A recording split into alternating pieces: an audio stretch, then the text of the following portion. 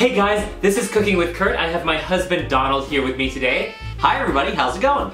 As you know, it's the holiday season and we wanted to show you how to make this great prime rib recipe that Donald loves to do. So he's in charge today. That's right, today it's Cooking with Donald. Ooh, let's not get too carried away with that direction. Yeah, no, it's still Cooking with Kurt. This dish is really simple, it's delicious, it's great for dinner parties, and trust me, your guests will be impressed.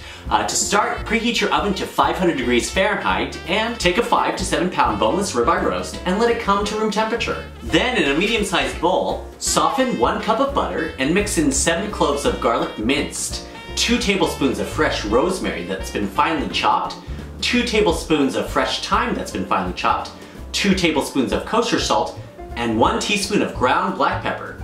Mix this together till it's evenly combined, making a nice herb butter. Then we're gonna take this garlic herb butter and rub it all over the boneless ribeye roast so it makes a nice thick coating of fat and flavor. Yum!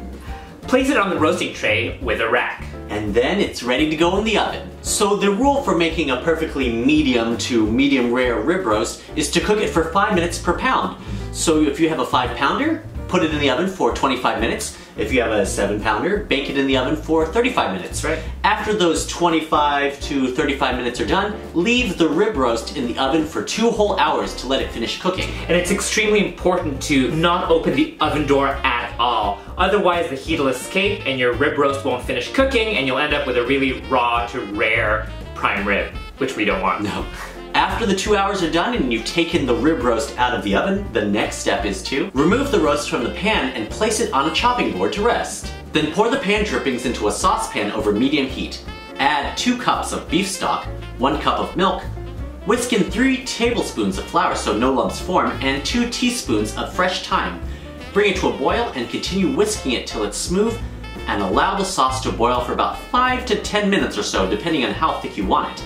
Then strain the sauce and transfer it to a gravy boat.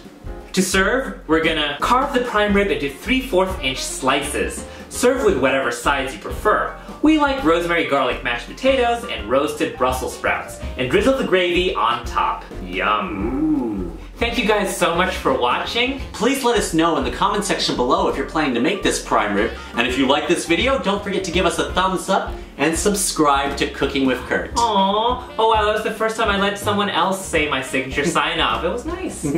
If we don't see you before, happy holidays, Merry Christmas, Happy Hanukkah, and we'll see you all in the new year. Bye!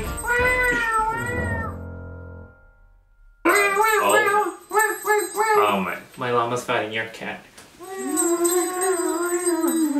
Show for sweaters. Oh my god, stop it!